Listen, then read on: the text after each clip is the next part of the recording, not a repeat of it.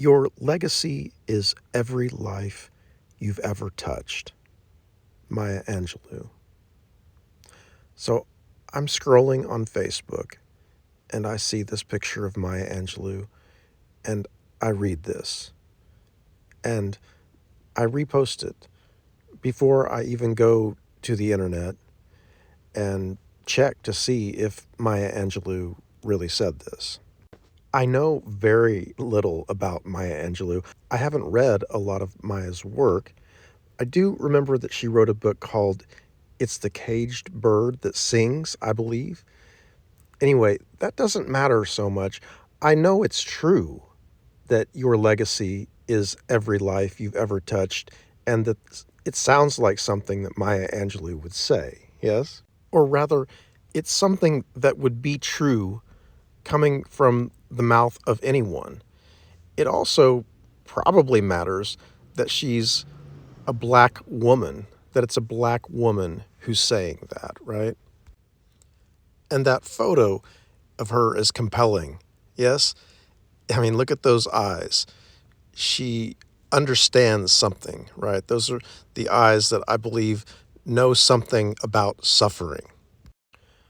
So there's an intelligent black woman who inherently knows something about suffering, who is making a statement that is universally true. This statement has universal value, therefore it's worth reposting. As you can see, the statement is equally true when it's placed over a picture of Adolf Hitler. Those eyes definitely don't speak the same message as Maya Angelou's, right? Those eyes still know something about suffering, don't they? We understand that there's a deep suffering taking place behind those eyes. And he's worked with that suffering in a very different way than Maya Angelou did. When I read this statement in the context of Adolf Hitler's eyes, I must immediately think of all the Jews, the genocide, the extermination of the Jewish people. And that might lead me to think about the irony of the fact that the nation that calls himself Israel today is effecting genocide on the Palestinian people with the endorsement of our government. That should concern us because I remember when I heard the story about how the German people, many of the German people who lived close to the concentration camps and the crematoriums that were burning the bodies of the Jewish people, they saw the smoke rising in the air. They knew what was going on, and they did and said nothing. And I remember thinking, oh, wow, that's really significant. This is Mahatma Gandhi. I know him as the Indian leader who led his people out of British colonialism rule. His work inspired Martin Luther King Jr. In his nonviolent protests. However, some folks in more recent years have accused Mahatma Gandhi of being a sexist and a racist, and too much a supporter of the Indian caste system. So some people would see his face not as a liberator, but as part of an oppressive system, even though his life, in my understanding, was devoted to truth and liberation.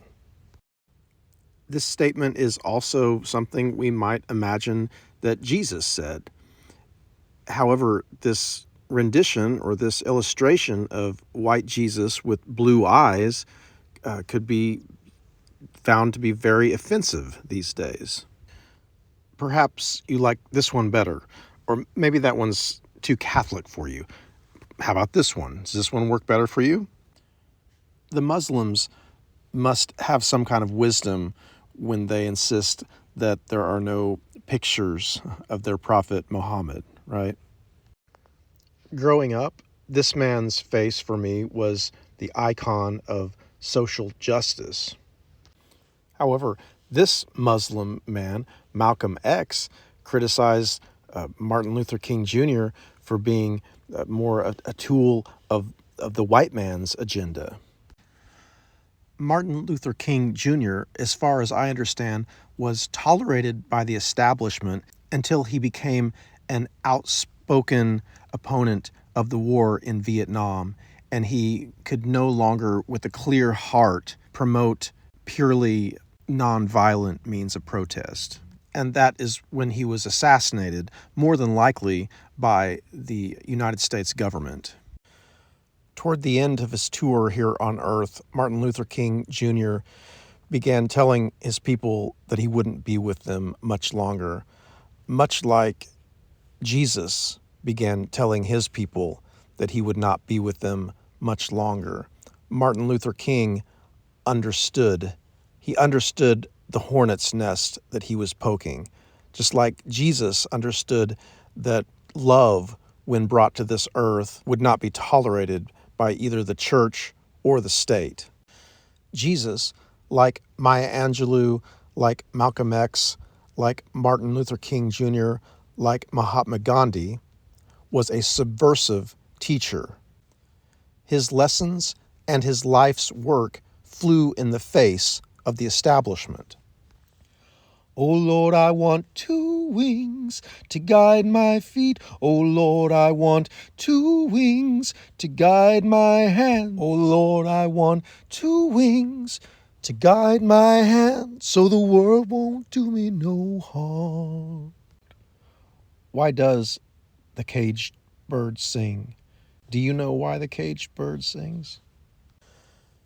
The caged bird sings with a fearful trill of things unknown but longed for still, and his tune is heard on the distant hill, for the caged bird sings of freedom. Maya Angelou, 1969.